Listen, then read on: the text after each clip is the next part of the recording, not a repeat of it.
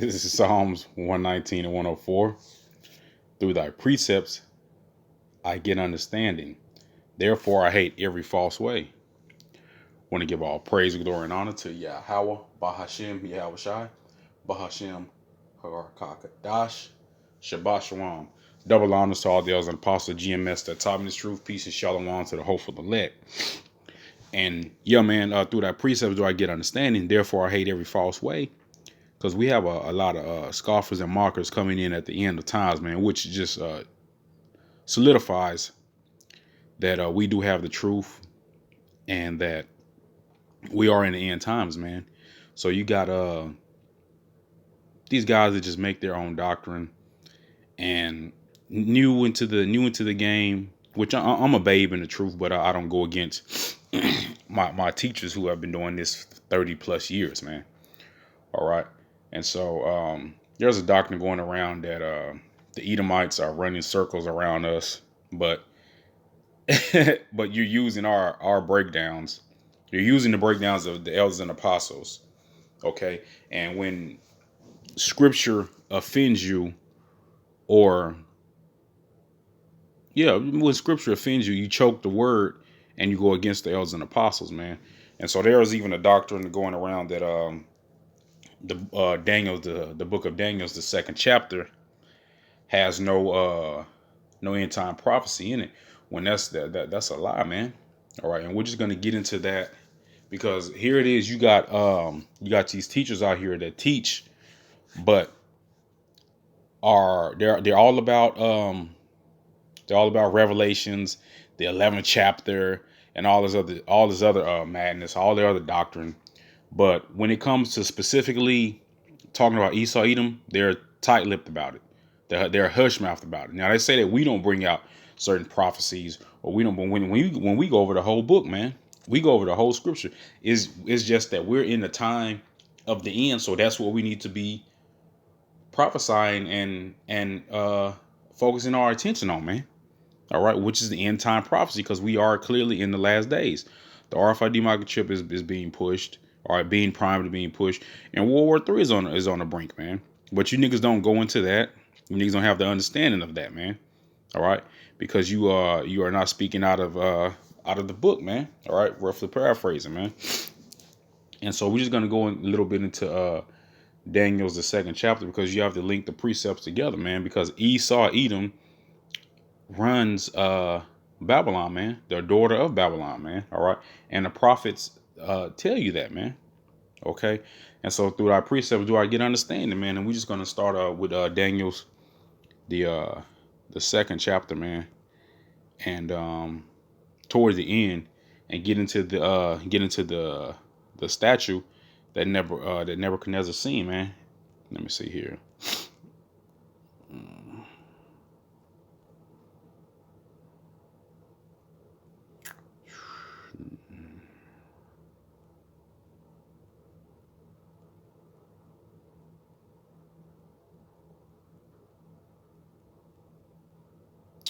We'll start at 31.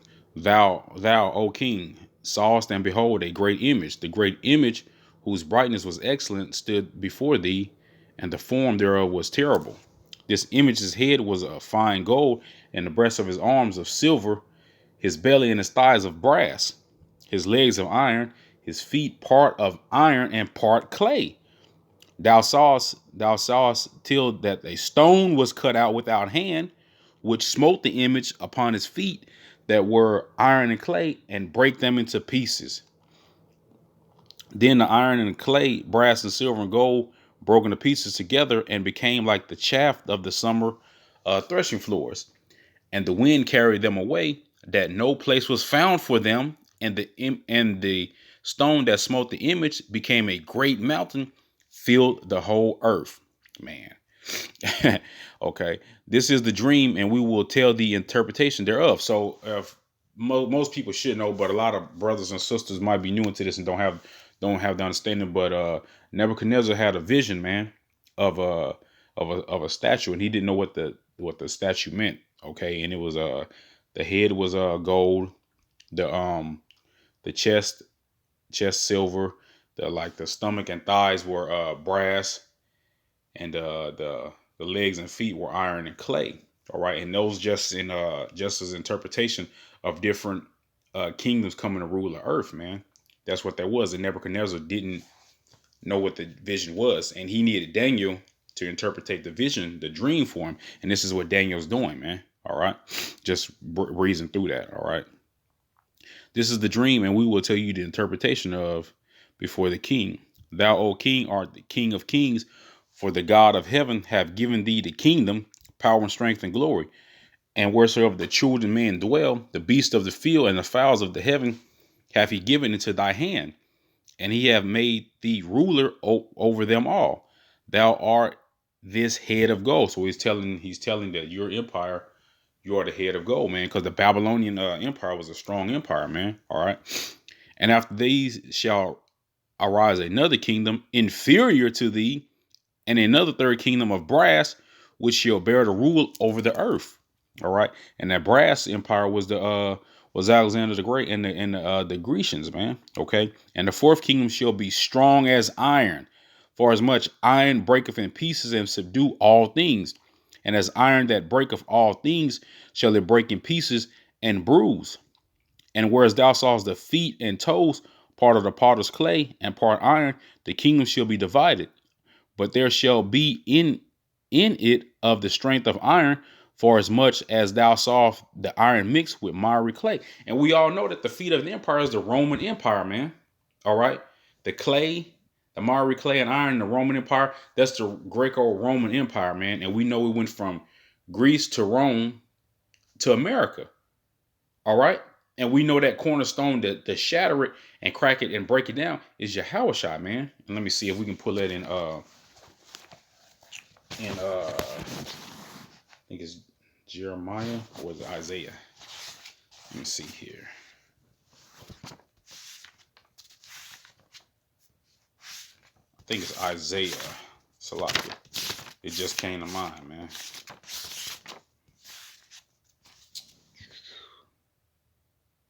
Yeah, Isaiah 2 and 3. And many people shall go and say, come ye, and let us go up to the mountain of the Lord, Yahweh, to the house of the God of Jacob, and he will teach us his ways, and we will walk in his paths. For out of Zion shall go forth the law and the word of the Lord Yahweh from Jerusalem. All right. And that great mountain is speaking about Israel, man. Okay. And whereas thou saw the toes and potter's clay and part iron, and the kingdom shall be divided, but there shall be in it the strength of the iron, for as much as thou sawest the iron mixed with miry clay. And the toes and the feet were part iron and part clay. So the kingdom shall be partly strong and partly broken. And America is partly strong and partly broken, man. You got France trying to exit out of the EU. You got Britain exiting out of the EU. You got Turkey inside of NATO. All right, they're inside of NATO, but they're having infighting, doing deals with Russia. Okay, Germany is part of the EU. They're doing deals with Russia, and America is threatening them with sanctions. Okay, you had Greece, fall, you had Rome fall, you got poor economic European nations, okay, that are weak, man. All right, and that's what it means, partly strong and partly weak, man. All right, and the vision is amongst them. Okay, so Daniel seen this vision thousands of years ago, man. All right. And whereas thou sawest iron mixed with miry clay, they shall mingle themselves with the seed of men, but they shall not cleave one to another, even if iron is not mixed with clay. So there's going to be a lot of infighting, man. All right, mixed with men, they're having other nations come inside to partake in their quote unquote European Union or their NATO, man. All right. Verse 44. And in the day, and in these days, Salakia, and in these days of the kings shall the God of heaven set up a kingdom which shall never be destroyed. And the kingdom shall not be left to any other people, but it shall break in pieces and consume all the kingdoms that it shall stand for forever. All right. And that rock, again, is talking about Yahushua, man. And how do we prove that? We go to Revelations, the 19th chapter, and the 11th verse. I might read more, but it's Revelation 19:11. And we know this. And I saw heaven open, and behold, a white horse, and he that sat upon him was called Faithful and True, and in righteousness does he judge and make war. And that's Yahushua, man. All right, because they're all going to try to fight against Yahushua. His eyes were a flame of fire, and on his head were many crowns, and he had a name written that no man but himself knew. And that name just that name means just the unknown, man. Like, it's not that no one knows his name. That's what a lot of people run to say. But the Lord Yahweh Yahushua has definitely give us the name, man, to call upon. But the key point is that he had many crowns. Okay, that he had many crowns. And when you go back into Daniel's, is telling you, and in those days of these kings shall the God of heaven set up a kingdom which shall never be destroyed, and the kingdom shall not be left to other people, but it shall break in pieces and consume all these kingdoms, and it shall stand forever. So it's telling that Yahweh will wear the crowns of these other nations, man, these other kings. All right. And so right here alone is end time prophecy, man. But you got the scoffers and the mockers who don't have the understanding of the scriptures, man, will tell you that there's an end time prophecy in the book of Daniel, the 2nd chapter, man. Well, what is this describing then, man? Has this already happened? Has the Lord Yahweh Bashim Yahshua's kingdom already been established and set up? All right, because it said it will be set up forever and it will not be left to another people, man. Going back into Amos, let's see here. Because for the thing is, the final kingdom that's set up that you niggas don't talk about, man, is Esau Edom, man. Okay, which clearly proves that we're in end times, which clearly proves that he's the so-called white man. All right, what does this say in what is it, 2nd Esdras 6? I don't have it pulled up, but I'll just call it out. This is 2nd Esdras 6 and 8. And he said unto me, from Abraham unto Isaac, when Jacob and Esau were born of him, Jacob's hand held first the heel of Esau. For Esau is the end of the world, and Jacob is the beginning of it that followeth. That's a cut right there, man. This man's kingdom, which is Esau Edom's kingdom, has to fall. And King David prophesied that, man. All right. King David prophesied that Esau Edom would be the ruler of the daughter of Babylon. And this is Psalms 137:7. Remember, O Lord, Yahweh, the children of Edom, in the day of Jerusalem, who said, raise it, even to the foundation thereof. Now, King David prophesied around what? Man, I had it written down like maybe like 16 BC. But the Babylonian kingdom wasn't around until the late 500 BCs, man. Okay, so here it is, and the David is called a prophet in the book of Acts. Let me see if I can pull it up. David is called a prophet in the book of Acts, man. Let me see. I want to say it's in Acts 2. This is Acts 2:29. Men and brethren, let me freely speak unto you of the patriarch David, that he is both dead and buried, and his sepulchre is with us until this day. Therefore, being a prophet, and knowing that God hath sworn with an oath to him that the fruit of his loins, which is Yahushua, according to the flesh, he would raise up a Mashiach to sit on the throne. Look, man, again, through thy precepts do I get understanding. All right. So King David prophesied of this. Remember, O Yahweh, the children of Edom, in the day of Jerusalem, who said, raise it, even to the foundation thereof. All right.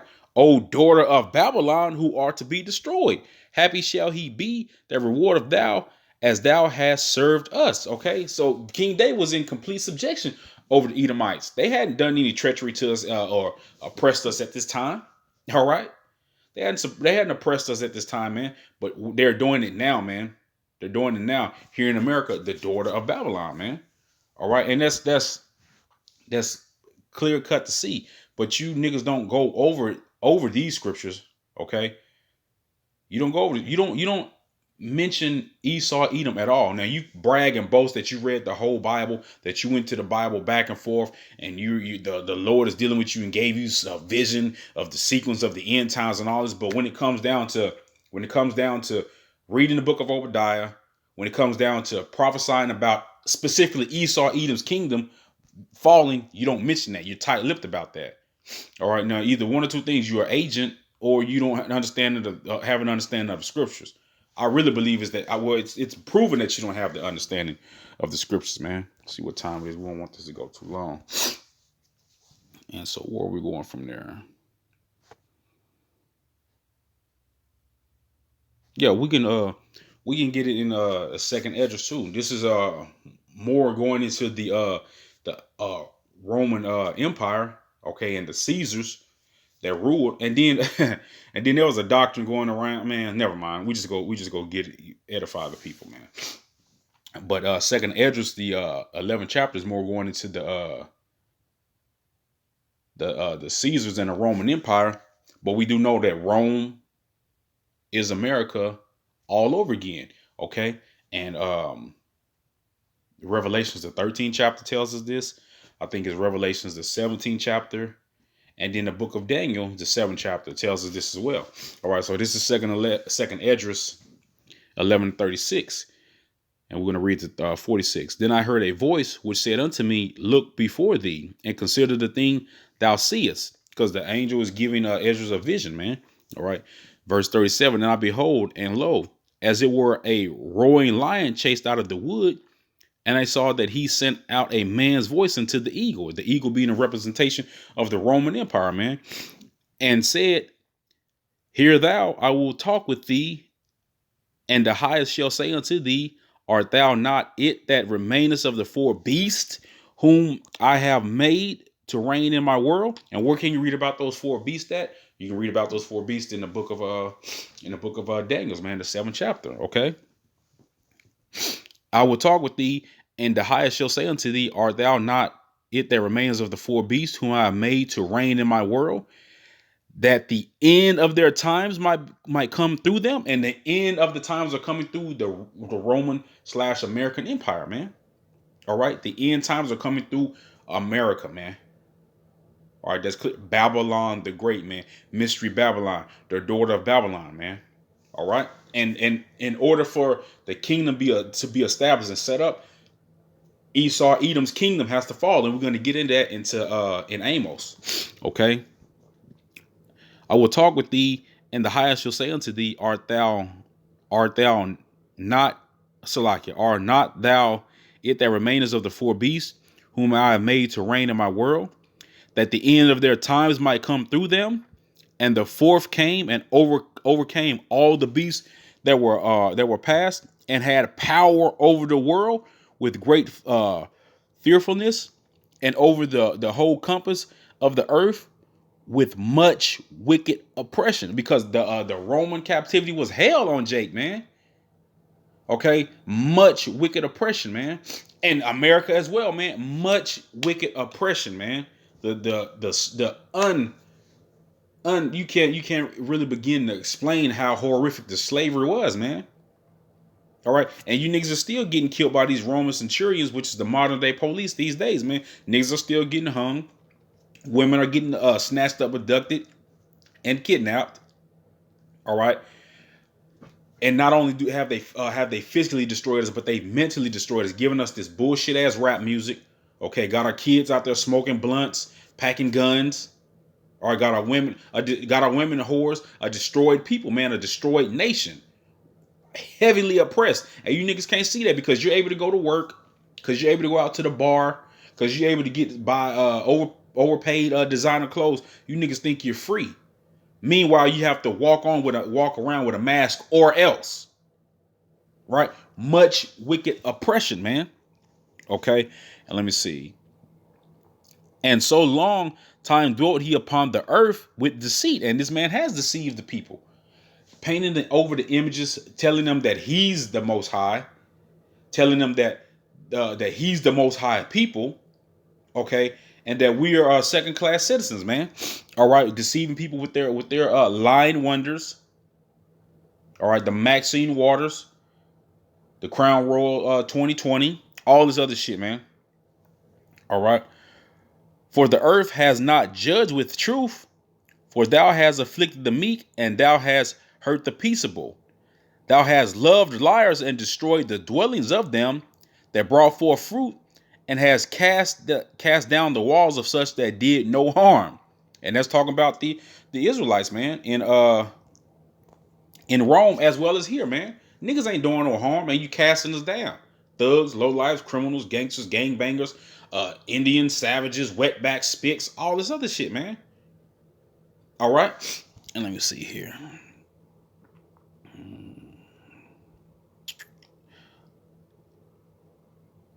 Verse 43, Salaki. Therefore is thy wrongful dealing come up unto the highest, and thy pride unto the mighty. The highest also have looked upon the proud times, and behold, they are ended, and his abominations are fulfilled. And therefore appear no more thou eagle, nor thy horrible wings, nor thy wicked feathers, nor thy malicious heads, nor thy hurtful claws, nor all thy vain body, that all the earth may be refreshed and may return, being delivered from thy violence, and that she may hope for the judgment and mercy of him that made her. And that's right, man. All right, coming to an end, the world will be refreshed, and that goes into the New Jerusalem that's going to come down, man. So we see the similarities between the Roman Empire and America, man. All right. Let me see here. Going back into that Daniel's the second chapter. I think we actually finished up on that. Let me see.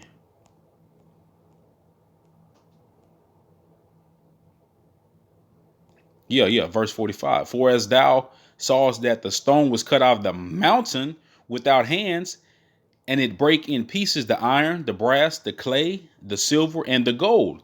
The great God have made known to the king what shall come to pass hereafter, and the dream is certain, and the interpretation thereof sure. The Lord Yahweh Bashim Shah is not a man that he should lie, and we see this, man. All right, we see this. So Daniel's the second chapter does indeed have prophecy, man, and we're gonna get this last out of Amos, and we'll wrap it up, man. I don't know why it does that, but whatever. This is Amos 9:11, and it just really could start at the top, but it is what it is, because it goes in specific detail that this Esau Edom, man, trying to hide up in the mountains, trying to hide in the rocks, just like they do, man. Petra. All right. Amos 9:11. In that day will I raise up the tabernacle of David that is fallen, and close up the breaches thereof. And I will raise up his ruins, and I will build it as in the days of old. David had his foot on the heathen's neck, man. Okay? Complete subjection. All right? That they may possess the remnant of Edom, okay? And all the heathen which are called by my name, saith the Lord Yahweh, that does this. Okay? Behold, the days come, saith the Lord, that the plowman shall overtake the reaper, and the treader of grapes, him that soweth seed, and the mountains shall drop sweet wine, and all the hills shall melt. And I will bring again the captivity of my people of Israel, and they shall build the waste cities and inhabit them, and they shall plant vineyards and drink the wine thereof. They shall also make gardens and eat the fruit of them, and I will plant them upon their land, and they shall no more be pulled up out of their land, which I have given them, saith the Lord Yahweh thy power, man. And that's pretty much clear cut and dry. You see that Edom, he's going to be a possession of Edom and all the other heathen, not just Edom, okay? All the other heathen, man. All right?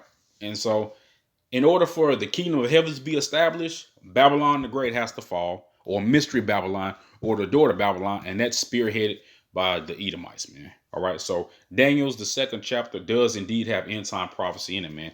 Through thy precepts do I get understanding, man. Shalom.